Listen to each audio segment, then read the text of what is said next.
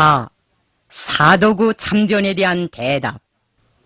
우리가 유격구를 해산하는 사업을 지도하느라고 분망한 나날을 보내고 있을 때 라자구 지하조직에서는 여영구의 연락원을 파견하여 나에게 사도구 참변에 대한 상보를 전해주었다. 연락원이 가져온 통신문건에는 문용장 부대가 노옥산 지방에 있는 정안군을 끌어들여 사도구 부락을 완전히 초토화하고 불악민 전부를 살해하였다는 기막힌 사연이 적혀 있었다. 통보는 믿을 만한 것이었지만 나는 갈피를 잡지 못하였다. 문용장이 우리와의 언약을 무시하고 정안군을 대학살해로 유도하였다는 사실이 잘 믿어지지 않았던 것이다. 문용장과 우리 부대 사이에는 오늘날의 공수동맹 비슷한 것이 맺어져 있었다. 우리가 문용장과 손을 잡은 것은 라자구 전투 직후였다.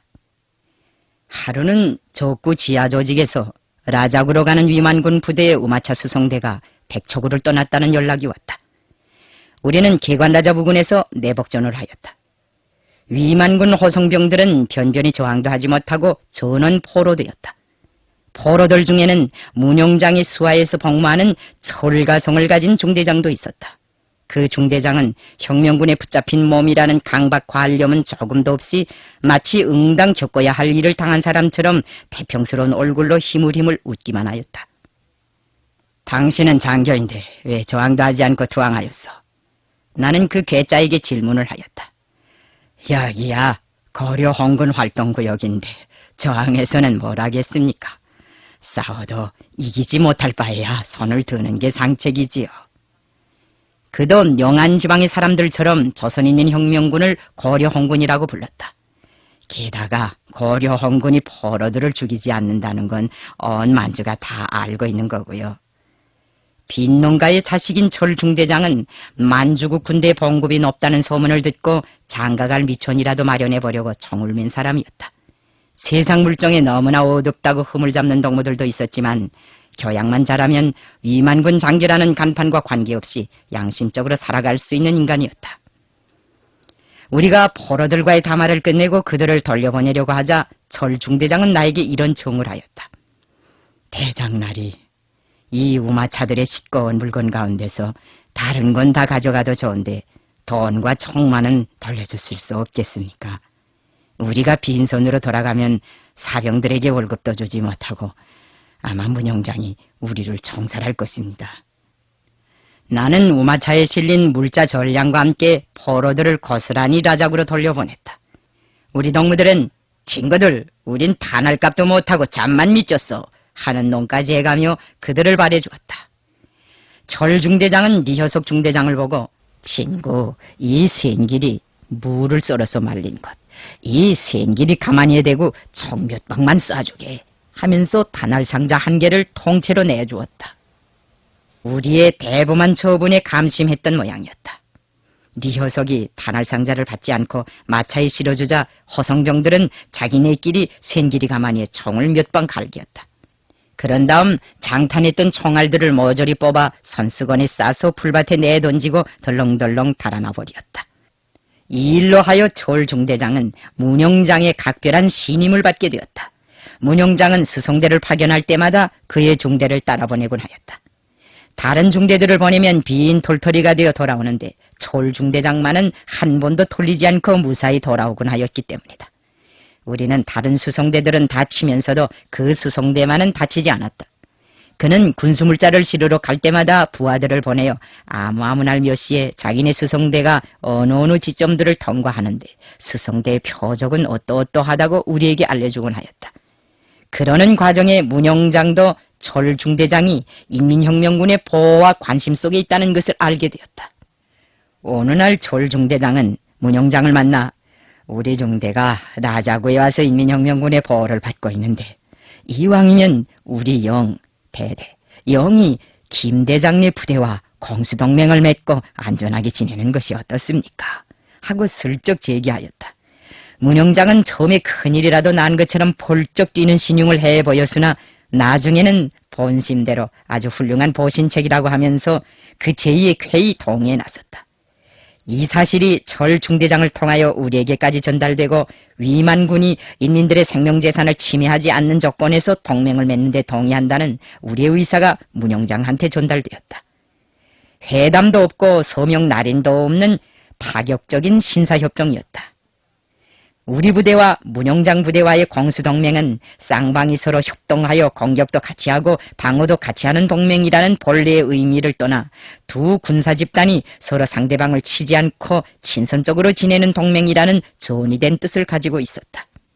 이 동맹은 양측의利益을 존중시하고 상호협조를 강화하는 방향에서 큰 곡절이 없이 좋게 유지되어 왔다.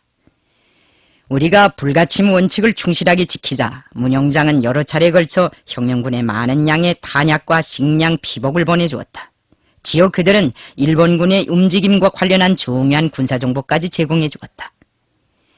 이상과 같은 동맹의 화평관계를 보더라도 문영장이 정안군의 사도구 토벌을 유도했다는 소식은 믿을 수가 없었다. 나는 철중대장에게 연락원을 보내어 진상을 알아보게 하였다.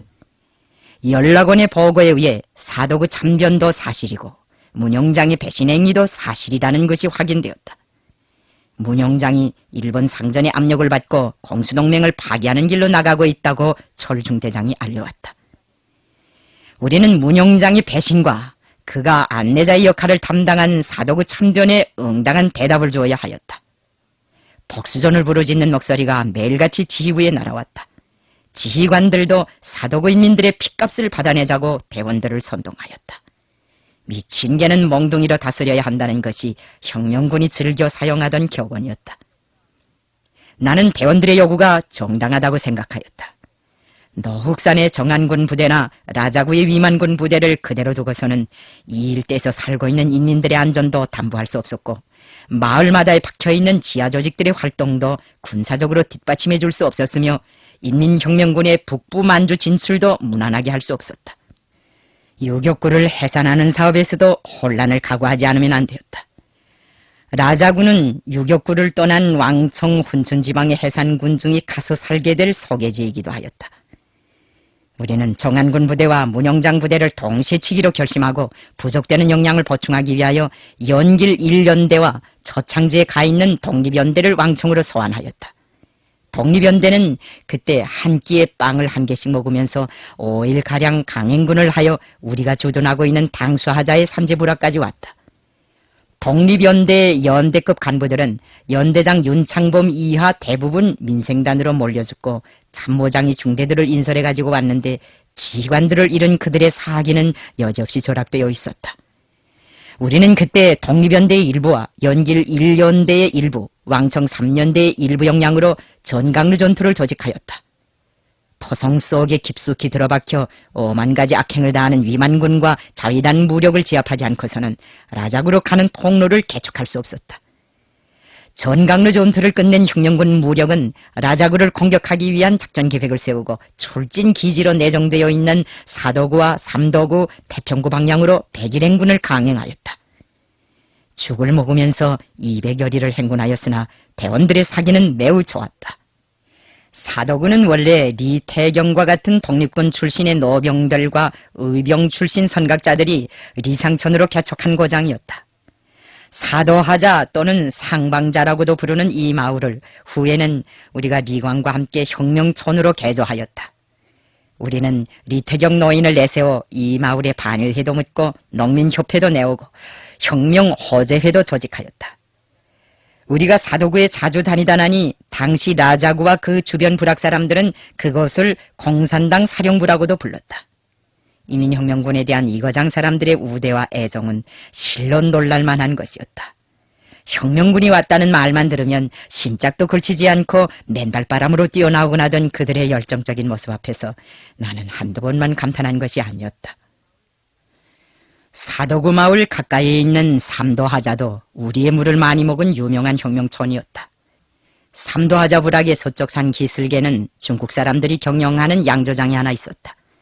나는 주보중과 함께 이 양조장에 가서 지하혁명 조직의 간부들과 인민들을 자주 만나보았다. 사도구 인민들에 대한 우리의 예정은 이거장을 적시는 수분하의 흐름처럼 연연하였건만 마을은 불타버려 잿더미가 되고 사람들은 진토 속에 묻히었다. 고개 넘어 리태경 노인의 팔간집도 다 타버리고 추춧돌만 남았다. 그것은 우리가 한 해 전에 라자구 진공 전투를 앞두고 주보중을 비롯한 구국군 부대의 지휘관들과 함께 작전회의를 했던 집이었다. 노인은 이 집터 근처에 학교를 세우고 후대 교육에 열중하고 있었다. 참변의 총소리, 아우성소리가 아직 귓전에 쟁쟁한 그때 그는 강심을 먹고 교육운동을 위해 골기한 것이다. 노인은 사도구 참변에서 여행 살아남은 독립군 친지의 아들을 집에 숨겨두고 있었다. 청년은 그날 나들이를 갔다가 돌아오던 길에 사도구를 한눈으로 볼 수 있는 산상에서 정안군의 만행을 직접 목격했다고 하였다. 사도구 사건의 발단으로 된 것은 라자구 시내에서 공작원으로 활동하던 공청원 서일남에 대한 부당한 신문이었다. 그는 상점에서 물건을 훔쳤다는 혐의를 받고 민생단으로 몰리다가 체포되어 사도구 혁명조직 책임자로부터 억울한 신문을 당하였다. 아무리 조사를 해도 민생단이라는 증거가 나오지 않아 서일남을 체포한 사람들은 일단 그를 석방하고 그의 일거일동을 감시하였다. 서일남은 집에 돌아가자 민생단도 아닌 애매한 사람을 민생단으로 몰아 고문한다고 불평하였다. 이 사실을 알게 된 상급에서는 다시금 그를 체포하여 민생단으로 처형하려고 하였다. 그 기밀을 간파한 소일남은 도주하여 적들에게 귀순하였다. 그리고는 자기를 학대하고 고문한 인간들에 대한 복수심을 품고 사도구 지하혁명 조직과 관련된 비밀을 풀어버렸다. 소일남이 제공한 비밀은 당시 라자구에 와서 설명절 준비를 하고 있던 정안군 부대의 살인마들을 흥분시켰다. 100여 명에 달하는 토벌군은 1935년 음력 정월 대보름날 새벽에 사도구 마을을 감쪽같이 포위하고 중기 경기의 일제 사격으로 마을 사람들을 닥치는 대로 쓸어눕히었다. 집집을 돌아다니며 불을 지르고 화염 속에서 뛰어나오는 사람들을 남녀노소 가림없이 총창으로 찔러 불 속에 던져놓았다. 적들은 1시간밖에 안 되는 사이에 마을을 잿더미로 만들어버렸다.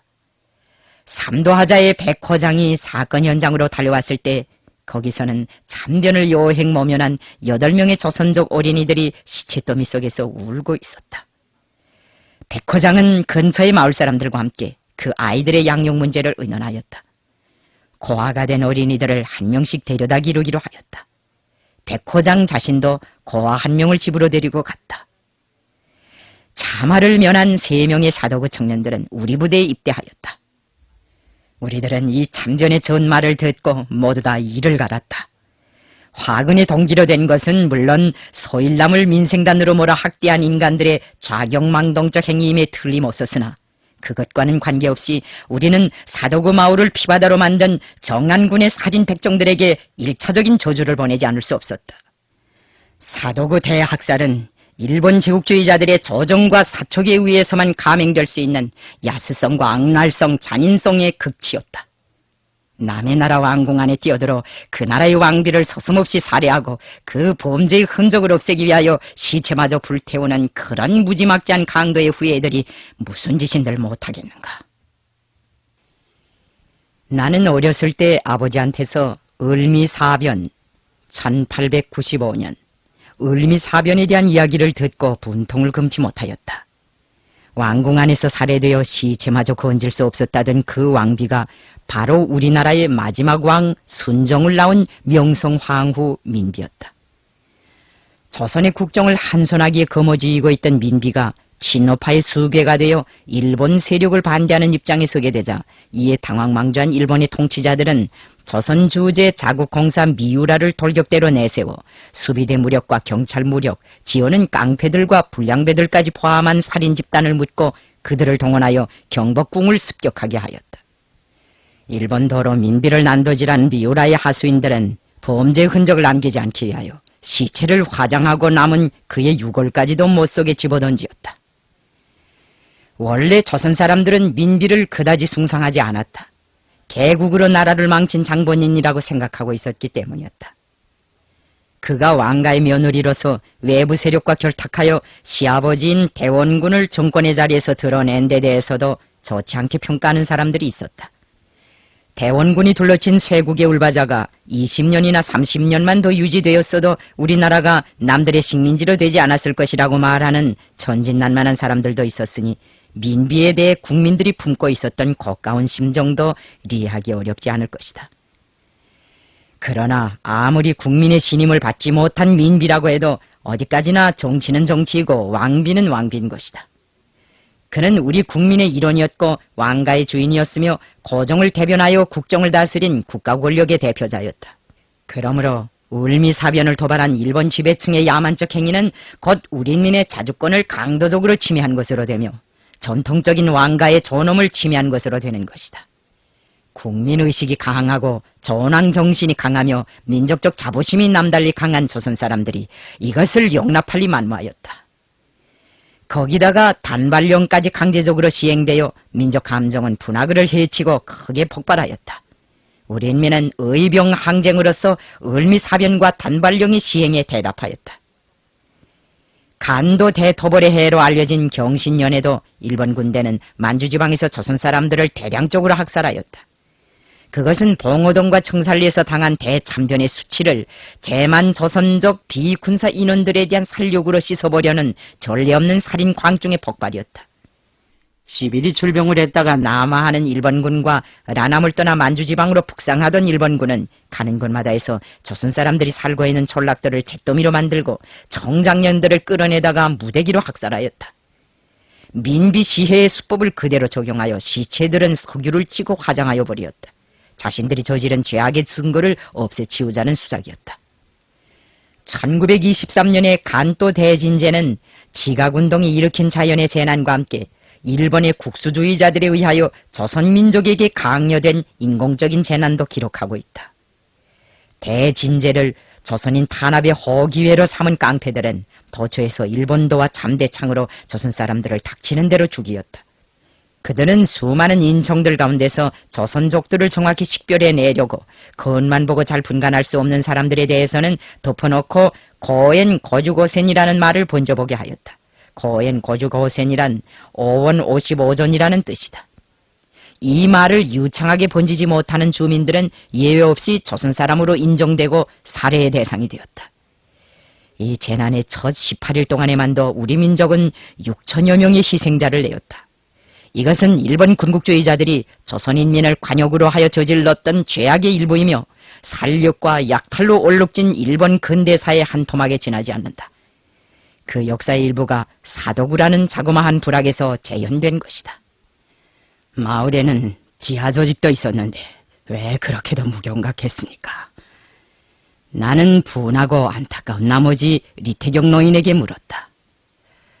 사실 그것은 부질없는 질문이었다. 경각성이 있은들 어떻게 한단 말인가? 상비적인 유격대 무력이 없는 이 부락에서 보초를 세울 수야 없지 않는가? 설사 보초를 세웠다고 해도 숱한 무장 인원이 새벽 어둠을 타고 은밀히 기어드는데 다른 수가 있는가?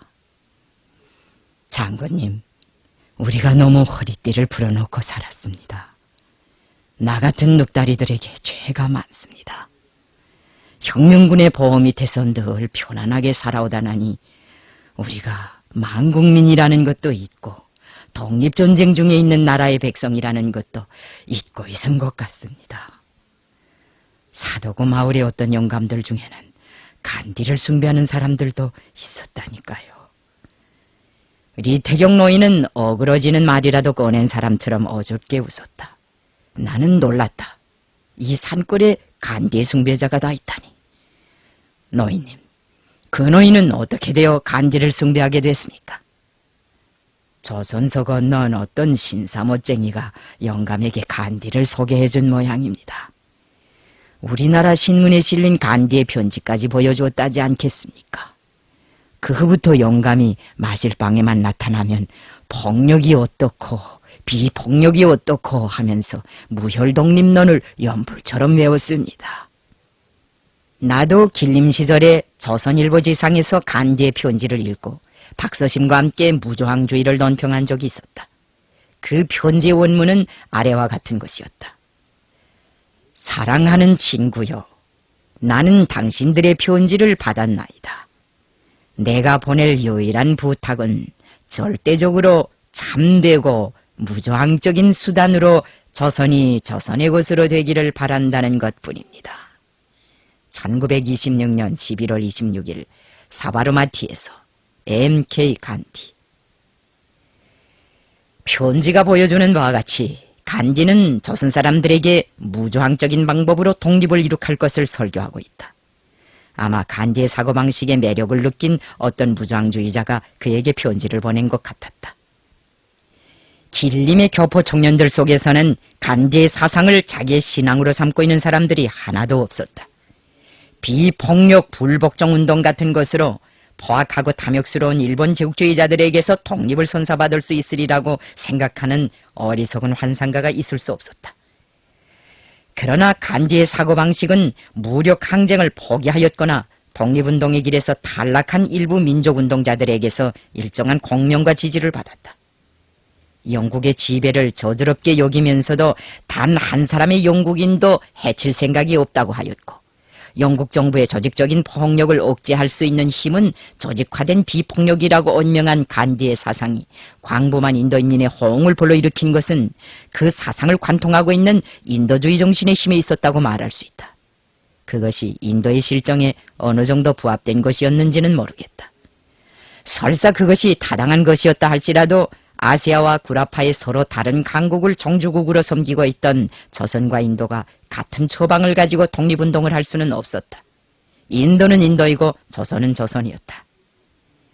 인민혁명군의 군사정치활동이 가장 맹렬하게 벌어지고 있던 라자구 지구에 무혈 독립론의 미련을 가지고 있는 사람이 있었다는 것은 이해할 수 없는 일이었다. 그 영감은 죽는 순간에야 무혈 독립론이 호황하다는 걸 깨달았을 것입니다. 그것마저 깨닫지 못하고 간다면 얼마나 슬픈 일입니까? 외놈들은 핏맛을 보고 싶어 자꾸만 갈겠는데 당치도 않게 무혈이라니. 리태경 노인은 말을 잇지 못하고 주먹을 부르르 떨었다. 노인님 말씀이 지당합니다. 강도들하고는 무혈이라는 게 있을 수 없습니다. 미친 개는 멍둥이로 다스려야 합니다. 장군님, 조선 사람 목숨이 너무도 헐값입니다. 우리 백이민족이 언제까지나 이렇게 살아야 합니까? 부탁입니다. 사도구 사람들의 핏값을 받아주십시오. 그 원수만 갚아주면 나는 죽어도 눈을 감고 편안히 죽겠습니다. 노인은 나를 바래주면서도 복수를 해달라고 거듭 간청하였다. 노인님의 부탁을 명심하겠습니다. 우리가 사도구 인민들의 핏값을 받아내지 못하고 돌아오면 이 집 마당에 얼씬도 못하게 하십시오. 살인마들의 머리 위에 절추를 내리려는 확고한 결심을 품고 우리는 라자구 진공의 길에 올랐다. 나는 한평생 민족의 존엄을 위하여 싸워왔다. 나의 일생은 민족의 존엄과 자주성을 지키기 위한 투쟁 역사였다고 말할 수 있다. 우리 민족을 해치거나 우리나라의 자주권을 건드리는 놈들을 나는 한 번도 용서하지 않았다. 우리 인민을 깔보고 우롱하는 자들과도 타협하지 않았다. 우리를 우호적으로 대하는 사람들과는 설린 관계를 맺고 친선적으로 지내왔으며 비우호적으로 대하거나 차별시하는 사람들과는 담을 쌓고 살아왔다. 상대가 우리를 치면 우리도 상대를 치고 상대가 우리에게 미소를 보내면 우리도 상대에게 미소를 보냈다. 떡으로 치면 떡으로 치고 돌로 치면 돌로 친다는 것이 내가 일생을 통해 고수해오고 있는 호상성의 원칙이다. 지난날 조선의 무능한 봉건 정부는 우리나라에 와 있는 일본인들에게 치해 법권을 적용하였다. 오늘날 남조선 통치배들이 미군의 위법행위 앞에서 법을 발동하지 못하고 눈을 감아주고 있는 것처럼 일본인들이 우리 인민들의 생명재산을 마구 침해하는 것을 보면서도 그 가해자들을 조선의 법에 따라 처벌하지 못하였다. 일본 사람들은 일본의 법으로만 다스리게 되어 있었다. 하지만 조선인민혁명군의 활동구역에서는 그런 치해 법권이 허용될 수 없었다. 우리에게는 조선민족과 조선의 강토에 대한 그 어떤 형태의 침노도 용납하지 않는 우리의 법이 있었다. 사도구 참변을 도발한 살인자들은 그 법 앞에서 무사할 수가 없었다. 우리는 단원날을 계획으로 서산포대부터 점령하고 일거의 라자구 시내에 돌입할 계획이었다. 훈춘연대에 도착으로 하여 작전 역량은 증강되었다. 혁명군의 정대들이 라자구 쪽으로 계속 행군해 가고 있을 때 시내에 정찰을 갔던 왕청연대 대원들이 철중대장을 데리고 내 앞에 나타났다. 철중대장이 나를 갑자기 찾아온 것은 우리에게 문영장이 동향을 전해주기 위해서였다. 영장님은 인민혁명군이 라자구를 포위 공격한다는 정보를 받고 무서워서 벌벌 떨고 있습니다. 정안군이 쓸어와서 사덕의 위치를 대달라고 하기에 부하를 시켜 위치를 대주게 하였는데 그런 변이 일어날 줄이야 어떻게 알았겠는가. 내가 잘못한 것이 있다면 외놈들 압력에 못 이겨 사덕의 정안군을 안내한 것이고 부하들이 백성들의 재물을 노략질할 때 그것을 제지시키지 못한 것밖에 없다. 아무렴 김 대장과의 약속을 의식적으로 죄버렸겠는가고 하면서 제발 용서를 빈다고 하였습니다. 나는 철중대장의 말을 듣고 여러 가지로 생각해 보았다. 문영장이 사병들의 약탈 행위를 엄단하지 못한 것과 부하를 시켜 정안군의 길 안내를 해주도록 한 것은 분명 우리와의 약속을 어긴 것으로 된다. 하지만 일본 상전들의 눈치를 보며 살아가는 괴뢰군 부대의 장교가 한 짓이니 그 죄는 대범하게 다스릴 수도 있었다. 만약 문영장을 채워 없앤다면 어떤 후과가 빚어지겠는가. 우리와의 공수동맹은 완전한 결렬에 이를 것이고 라자구에는 문영장 부대와는 대비도 할 수 없는 악질적인 부대가 새롭게 파견되어 올 것이다. 우리가 원하건 원하지 않건 적들은 반드시 그렇게 할 것이다. 이것은 제2, 제3, 제4의 사도구 참전이 재현될 수 있는 조건으로 될 것이다. 이 일대에 왕성 훈춘 지방의 유격구 주민들을 소개시키려던 우리의 노력도 난관에 봉착할 수 있고 라자구 지구를 조선인민혁명군의 전략적 지탱점으로 계속 거수하려는 우리의 의도도 오목한 도전에 부딪힐 수 있다. 그러면 어떻게 할 것인가? 나는 문영장을 징벌하지 않고 우리 편에 더 바싹 끌어당기기로 결심하였다. 그 대신 로혹산 일대의 정안군을 답새겨 인민을 해치는 자들의 말로가 어떻게 되는가를 보여주려고 하였다. 동령현 일대에 파견되었던 정찰병들의 보고에 의하면 로혹산 왕보만이라는 곳에 증강된 정안군 한개 중대의 병력이 주둔하고 있는데 그것이 바로 사도구를 초토화한 살인광들의 집단이라는 것이었다. 정찰병들은 이 중대가 악명 높은 여시작기 부대에 소속된 한개 파견대라는 것까지 탐문해왔다. 나는 철 중대장에게 우리의 결심을 말해주었다. 인민혁명군은 라자구 진공 계획을 보류한다. 문영장이 우리의 신의를 저버린 것은 사실이지만 우리는 아직도 그에 대한 기대를 버리지 않고 있다. 문영장은 공수동맹에 충실하겠다는 의사를 재차 표명하여 왔는데 그것을 무엇으로 담보할 수 있겠는가? 그 맹약이 사실이라면 우선 단오날 인민혁명군이 라자구 시내에서 군민연합운동회를 할 때 안전을 보장해주겠다는 것을 담보하는 것이 좋겠다. 당신이 돌아가서 영장에게 우리의 의사를 전달하라. 우리는 여기서 회답을 기다리겠다. 철중대장은 군영에 돌아가자 문영장이 우리의 모든 요구를 수락하였다는 것을 통지해왔다. 우리의 연대들은 전투 대형으로부터 명절놀이 대형으로 재빨리 이행하였다. 라자구 진공의 설계를 담당했던 작전의 능수들은 군민의 기호와 감정에 맞는 체육 종목들을 설정하고 군민 일치의 위력을 시위할 수 있는 합리적인 선수단 구성을 위해 바쁘게 돌아갔다. 적이 주둔하고 있는 성시 한복판에서 혁명군 토벌의 사명을 띠고 있는 적군의 호의를 받으며 대성황리에 진행된 전쟁 사상 유래를 모르는 라자구 군민연합운동회는 이렇게 마련되었다. 이날은 지하에 숨어있던 공작원들까지 다 떨쳐나와 운동회를 구경하였다. 문영장 부대의 사병들도 이 희한한 명절놀이에 넋을 잃었다. 사도구 참전을 계기로 절약되었던 인민들의 기세는 단원놀이와 함께 다시금 고조되었다. 군민연합운동회는 그 소속과 명칭에 관계없이 인민을 건드리지 않는 군대와는 언제든지 우호적 관계를 가질 준비가 되어 있는 우리의 변함없는 입장과 의지를 내외에 당당하게 천명하였다.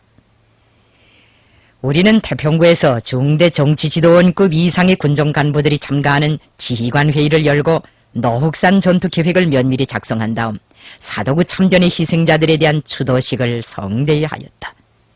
그 추도식은 혁명군 장병들의 복수심을 격발시키는 하나의 좋은 연단으로 되었다. 우리가 노흑산에서 홍수2를 여종낸 것이 아마 1935년 6월 중순경이라고 생각된다. 홍수2란 만주지방 인민들이 정안군 놈들에게 달아준 별명이다. 소매에 붉은 완장을 끼고 다니는 그들의 허식적인 차림새가 그런 별명을 만들어내게 한 동기로 된 것 같다. 그때 우리 대원들은 왕보만에서 적들을 아주 교묘하게 끌어내었다. 러흑산의 왕보만에 주둔하고 있는 정안군은 제1차 북만 원정 때에 우리의 발뒤꿈치를 물고 집요하게 따라다니던 부대였고 사도구 참변을 일으킨 독종들이었다. 우리는 처음에 서부대를 파견하여 정안군의 싸움을 걸어보았다. 그러나 후각이 예민한 정안군은 우리 부대가 왔다는 것을 어떻게 알아냈던지 좀처럼 싸움을 하려고 하지 않았다.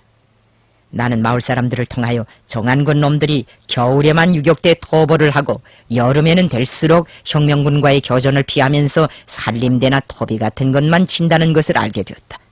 이것들을 치자면 우선 우리에서 끌어내야 하였다. 그래서 유인전법을 적용하기로 결심하였다. 우리는 적들이 볼 수 있게 일부러 대낮에 부대를 라작으로 철수시켰다. 놈들로 하여금 우리가 다른 데로 철수한 것으로 믿게 하려는 계책에서였다. 그리고는 그날 밤으로 은밀히 정안군이 주둔하고 있는 왕보만 근처의 수림 속으로 부대를 이동시켜 매복진을 치도록 하였다. 그 다음 중국말을 아는 대원 10여 명을 살림대로 가장시켜 왕보만으로 내려보냈다. 마을에 내려간 우리 대원들은 주민들의 하늘소도 빼앗고 가재도구도 차굴리고 남새밭에 울장도 뽑아던지면서 한바탕 야려를 부리는 척하다가 부대로 돌아왔다. 그러나 첫날은 어떻게 된 셈판인지 정안군 놈들이 그 수에 걸려들지 않았다. 우리는 불편한 대로 내복 지점에서 마른 음식으로 대충 저녁을 구움떼고 모기들의 성화를 받으면서 지루하게 하룻밤을 보냈다. 리관린이 장철호와 함께 백두산을 개척할 때 모기들의 성화가 너무나도 심해서 이마에 쓱다리를 둘러감고 감자밭을 맸다는 말을 들었는데 노혹산 깔따구의 드살이 또한 이만저만하지 않았다. 대원들은 벌과 뒷덜미를 철썩철썩 때리면서 이 노혹산이라는 데서는 깔따구조차도 홍수투를 닮아서 독침으로 사람을 찌른다고 푸념을 하였다. 다음 날에도 유인저 동무들은 왕보만 불악에 내려가서 살림대 행세를 하고 돌아왔다. 좀 괜찮게 사는 집에 가서 닭을 2-3마리 잡아가지고 슬금슬금 꽁무니를 사리는 척 했더니 그제서야 정안군이 무리를 지어 유인저를 뒤따르기 시작했다. 그날은 주민들이 살림대가 또 왔다 갔다고 굉장히 아부제기를 친 모양이었다. 사실상 정안군 놈들은 유격대 전법에 정통하고 있었다. 그들은 유격대가 수송대는 어떻게 치고 성시 습격은 어떤 방법으로 한다는 것까지 다 알고 있었다. 이런 놈들을 속인다는 것은 참새목에 굴레를 씌우는 것만치나 힘든 일이었다. 우리 유인저 동무들이 확실히 살림대 망나니들의 연기를 빈틈없이 수행한 것만은 틀림없었다. 이 전투와 관련된 일화들 중에서 지금까지도 잊혀지지 않는 것은 내가 2번째 날 매복지점에서 피곤에 못 이겨 졸고 있을 때 김태근의 부인이 나를 흔들어 깨워주던 일이다. 그 여자는 내가 심리병 골짜기에서 열병에 걸려 고통스러운 나날을 보내고 있을 때에도 간호병의 구실을 하느라고 남편과 함께 많은 고생을 하였다. 말하자면 부관 노릇을 한 셈이었다. 그때 태군의 처가 넓적하게 생긴 풀을 뜯어 가지고 와서 먹음직하게 생겼는데 무엇인지 모르겠다고 하였다. 내가 보니 쥐였다. 곰이 많은 고장에서 나는 쥐이므로 나는 그 풀에 곰치라는 이름을 붙이자고 했다. 해방 후에는 대홍단에 갔다가 거기서 다시 곰치를 먹어보았다. 혁명군의 매복진으로 기어든 적들은 이런 곳에서 포위해들면 재미없겠는데 하면서 불안스럽게 사방을 두리번거리었다. 나는 적들이 산골짜기에 다 들어섰을 때 전투 개시를 알리는 신호총을 쏘았다. 일본 지도관을 겨냥하여 한 방 갈겼는데 단번에 거꾸러졌다. 적은 저항도 변변히 못하고 순식간에 괴멸되었다. 유격대의 선동가들은 적들이 지형지물에 의지하여 저항을 꾀하기 전에 중국말로 하마공작을 들이대었다. 일제를 타도하라. 총을 바치면 목숨을 살려준다는 하마에 적들은 저항을 포기하고 순순히 무장을 바치었다. 노흑산 전투는 우리가 진행한 최초의 대표적인 유인 매복전이었다. 이때부터 일본 군경과 위만군은 우리의 전법을 라와 전법이라고 하였다. 우리는 노흑산 전투에서 천하 무적을 자랑하며 아나무인격으로 행세하던 정안군을 100여 명이나 쏘아제꼈다. 중기, 경기, 보총, 수류탄, 군말을 비롯한 많은 전리품들이 우리의 수중에 들어왔다. 그 전리품들 중에는 박격포도 있었다. 적들은 말 한 장에 그 포를 싣고 거들먹거리였으나 한 방도 쏴보지 못한 채 우리에게 빼앗겼다. 내가 저택주 노인에게 주었던 백마도 바로 이 전투에서 노획한 10여 마리의 우량정 군마들 중 한 마리였다. 우리는 이 전투에서 여러 마리의 군견도 노획하였다. 그때 우리 지휘관들은 그 군견들 중 몇 마리를 나의 허신용으로 쓰라고 권고하였다. 그러나 나는 그 쇠빠뜨들을 모두 태평구와 석도하자 인민들에게 보내주도록 하였다. 노획한 군견들은 쓸모가 없다고 생각하였기 때문이었다. 다엉회 회의 때 덕무들이 나의 허신용으로 일본군에게서 노획한 개를 한 마리 끌어온 적이 있었다. 아주 영악하고 영리한 개여서 도움을 받을 수 있을 것이라고 생각했던 모양이다. 전우들의 성의는 고마웠으나 나는 일본 사람들이 길들인 개인데 빨치산 대장에게 종을 붙이지 못할 것이라고 하면서 받아들이지 않았다. 아니나 다를까 훗날 적 터벌대와의 싸움이 붙었을 때 그 개는 일본 놈의 냄새를 맡고 적진으로 달아나 버리고 말았다. 나는 백마의 덕은 많이 보았지만 전리품 군견의 덕은 한 번도 보지 못하였다. 우리의 항일전쟁사에서 유인매복전의 전형으로 내세우고 있는 러옥산 전투의 전 과정은 유인매복전이야말로 유격전의 특성에 부합되는 가장 능률적인 전투 형식의 하나라는 것을 실증해 주었다. 이 전투를 시발점으로 하여 우리는 훗날 몽강 땅에서 구도의 부대를 소탕하였고 장백 림강 일대에서는 여시잡기 자신이 이끄는 정예 부대를 타승하였으며 최후 결전의 시기에는 정안군의 후신인 일사를 와해 괴멸시키는 연전연승의 통쾌한 기록을 남겼다. 러옥산 전투는 고정된 지역에서 유격구 방위에 주력을 돌리던 인민혁명군이 협소한 해방지구의 울타리를 터치고 광활한 지대에 진출하여 대부대 활동의 위력을 처음으로 시위한 전투였다. 러옥산 골짜기를 진감시킨 아군의 총성은 유격구를 해산하고 광활한 지대에 진출하여 적극적인 대부대 활동을 전개할 때에 대한 여영구회의 방침의 정당성에 대한 찬가였으며 제2차 북만원정의 승리를 예고해주는 정설이었다. 러옥산에서의 승리로 하여 인민혁명군은 2차 북만원정을 성과적으로 보장하기 위한 준비를 더 잘 갖출 수 있게 되었다. 인민혁명군의 승전 소식은 전광석화와도 같은 속도로 만주대지에 전파되어 정안군의 앞제 밑에서 고통받던 조중 양국의 로농대중에게 신심을 주고 그들을 투쟁이로 고무해 주었다. 노획한 말들의 전리품을 처싣고 태평구로 돌아올 때 극거장인민들은 도로 양옆에 장사진을 치고서 우리들을 열광적으로 환영하였다. 삼도구의 리태경도 우리가 휴식하고 있는 신둔자 마을로 달려왔다. 진창과 화소포 사람들도 위문품들을 가지고 인민혁명군을 찾아왔다. 나는 2차 북만원정 전야에 훈춘유격대가 보내온 정보에 따라 대황구에 있는 한계중대의 위만군을 돌려세우기 위한 작전을 하였다. 그때 나에게 정보를 가져온 사람은 훈춘유격대에서 전령병으로 복무하던 황정혜였다. 그의 아버지 황병길은 안중근이 이등방문을 격살할 때 그 고사에 적극 참여했던 이름난 애국열사였다. 황정혜는 대황구의 위만군 중대에는 연공 사상을 가진 중사가 한 명 있는데 그가 지금 대원들에게 좋은 영향을 주고 있다. 그런데 그는 중대 전체를 돌려세울 생각을 하지 못하고 일부 대원들만 데리고 유격대로 찾아올 생각을 하고 있다. 잘만 하면 중대 전체를 돌려세울 것 같은데 나의 조언을 바란다고 하였다. 대황구에 주둔하고 있는 위만군 중대에 대해서는 나도 이미 관심을 두고 있었다. 그 한계 중대 위만군은 우리가 다니는 길목에 뻗치고 서서 이모저모로 유격대의 활동을 구속하는 거치장스러운 존재였다. 우리는 중대장이 중국 사람이라는 것과 중대에서 통역으로 복무하는 조선 사람이 아주 악질적인 인간이라는 것까지 다 알고 있었다. 병변 공작에서 주인공 역을 담당한 인물은 바로 황정혜를 비롯한 우리 공작원들의 배후 조정을 받고 있던 그 중사였다. 중사는 우리가 파견한 공작원도 아니었고 공산당원도 아니었다. 그저 대련에서 노동자로 일하다가 군대에 직무된 평범한 청년이었다. 그가 속한 토벌대는 원래 열하에 있었다. 토벌대가 간도로 활동 무대를 바꾸게 되자 그도 자동적으로 훈춘에 와서 복무하게 되었다. 열하에 있을 때부터 간도에 공산당이 와글와글하다는 선전을 많이 들어온 중사는 훈춘에 와서도 주변에서 벌어지는 공산주의자들의 활동에 깊은 관심을 가지었다. 지호는 공산당과 손을 잡고 자기 운명을 새롭게 개척해보려는 엉뚱한 생각까지 품고 있었다. 어느 날 중사는 동료들과 함께 음식점에서 이야기를 나누다가 피로먹을 것, 공산당과 싸움을 해서는 뭐래.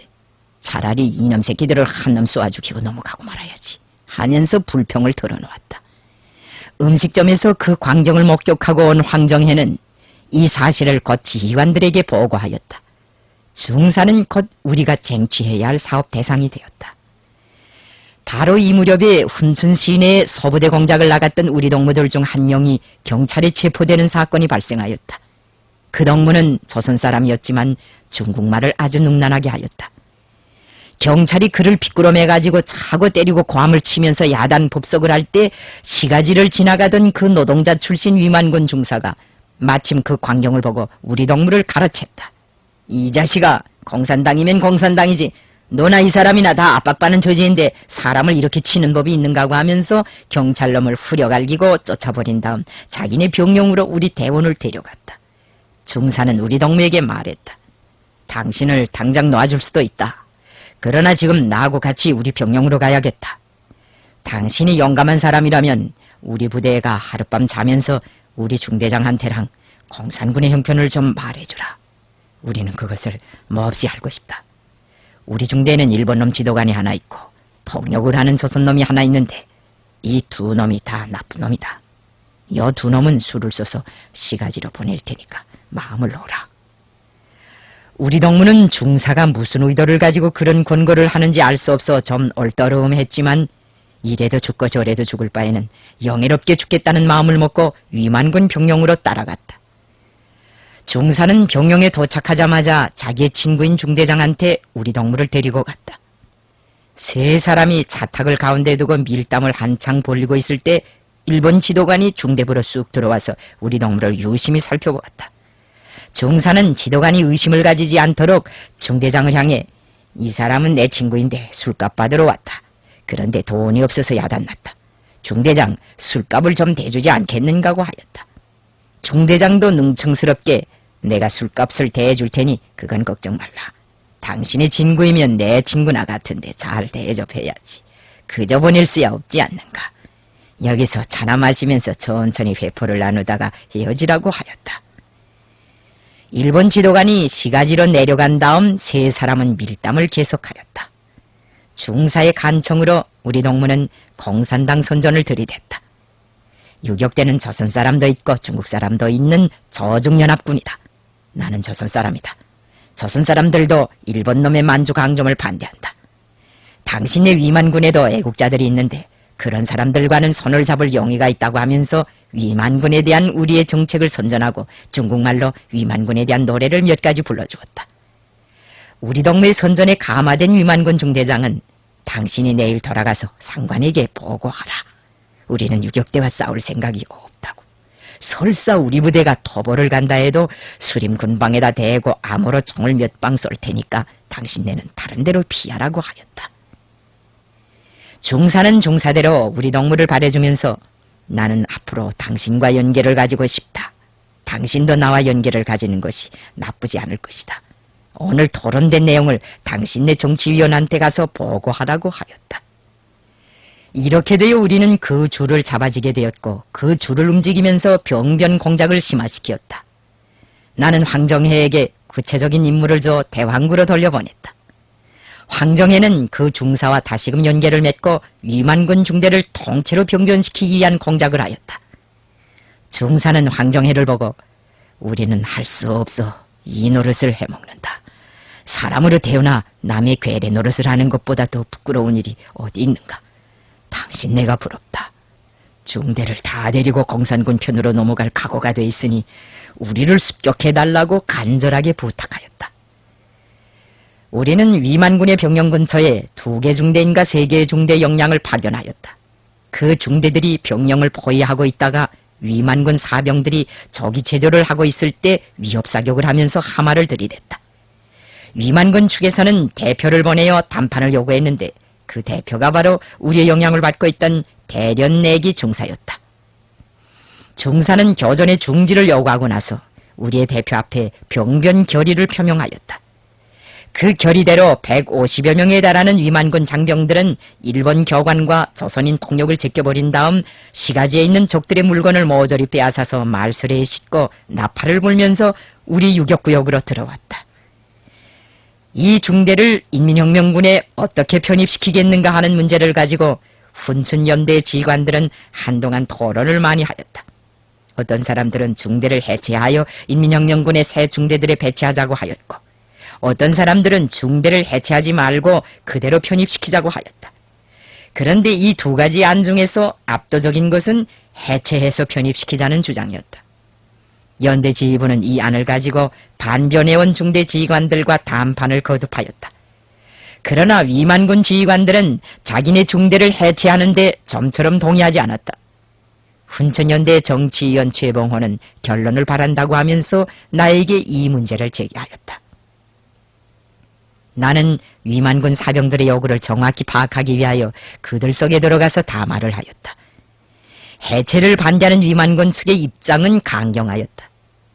해체설로 하여 사병들은 몹시 뒤숭숭해하고 있었다. 포로도 아니고 의식적으로 반변하여 넘어온 사람들을 그들이 원하지도 않는 방식으로 이중대 저중대에 분산 배치한다는 것은 털어놓고 말해서 예절에도 어그러지는 처사였다. 가장 합리적인 안은 위만군의 요구를 최대한으로 존중하는 것이었다. 나는 중대를 해체하지 않고 통째로 편입시키되 그것을 인민혁명군의 실정에 맞게 세 개의 중대로 나눈다는 것과 각 중대 지휘관은 병변 군인들의 전대회의에서 민주주의적인 방법으로 선거한다는 절충안을 내놓고 토의에 붙이었다. 위만군 측에서는 그 절충안을 만족스럽게 받아들였다. 후국충 연대장과 최봉호 정치위원도 그 안을 지지하였다. 병변공작에서 주동적 역할을 한 중사도 중대장으로 되었다. 그 전 중대장은 소련에 유학을 보내기로 하였다. 나는 위만군 중대의 병변 군인들 가운데서 중국 관내로 들어가겠다고 하는 사람들은 소련을 거쳐 관내로 보내고, 남아서 우리와 함께 싸울 것을 지망하는 사람들은 훈춘 유격대에 편입시켜 데리고 다니다가 북만에 가서 리연록의 부대에 넘겨주었다. 적들은 라자구 태평구 방면에 진출하여 적극적인 군사정치 활동을 벌이고 있는 인민혁명군의 대부대를 포위 섬멸하기 위하여 관동군, 위만군, 경찰, 자위단, 철도 경호대 등의 대무력을 동원하였다. 토벌군의 주력은 라자구 방면에서 태평구를 압박하였고, 일부는 여영구와 백초구 일대에 전개되어 인민혁명군이 서남 방향으로 퇴각할 경우 이 일대의 협소한 지역에서 완전히 포위 섬멸할 작전 준비를 하고 있었다.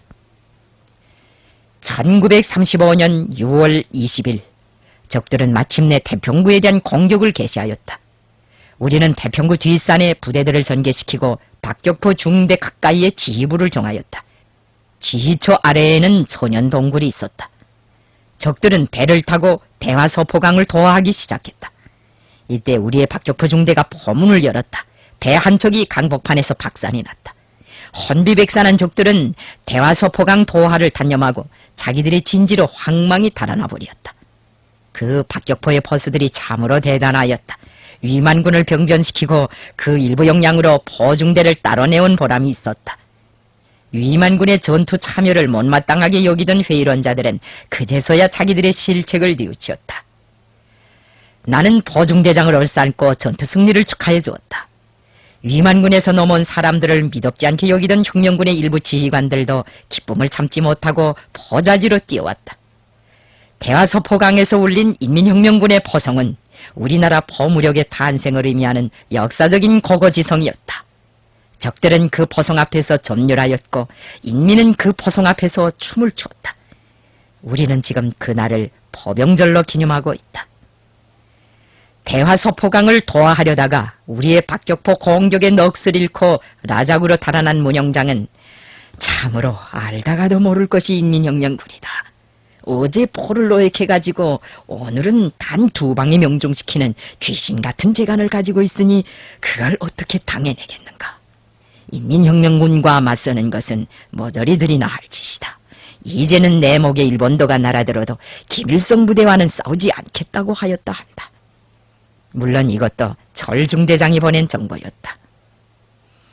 너흑산과 태평구에서 연이어 전승의 개가를 올린 인민혁명군의 위력을 배경으로 하여 우리의 혁명 조직들은 도처에서 생기발랄하게 움직였다. 라자구 반일 회장은 인민혁명군이 럭산에서 정안군을 녹여낸 다음부터 시내에 살고 있는 주민들이 전 정부를 찾아가지 않고 자기를 찾아와 결혼 등록도 하고 출생신고까지 한다고 자랑하였다. 인민을 건드리는 놈들은 용서하지 않는다. 우리는 넉산과 태평구에서 조선 공산주의자들의 이 의지를 다시금 실천으로 힘있게 보여주었다. 그러나 인민을 건드리는 자들은 너무나도 간악하였다. 공산주의를 박멸해야 우리가 생존한다. 이것은 바로 인민의 적으로 등장한 인간들이 가지고 있는 신앙이었다. 우리는 이런 신앙을 가진 자들과 아직도 많은 싸움을 해야 하였다. 태평구 전투 때 적들이 흘린 피는 한 주일이 지나도록 대화소포강을 어지럽히었다. 그래서인지 그 해에는 전례 없이 많은 황호가 떼를 지어 이 강으로 올라왔다고 한다.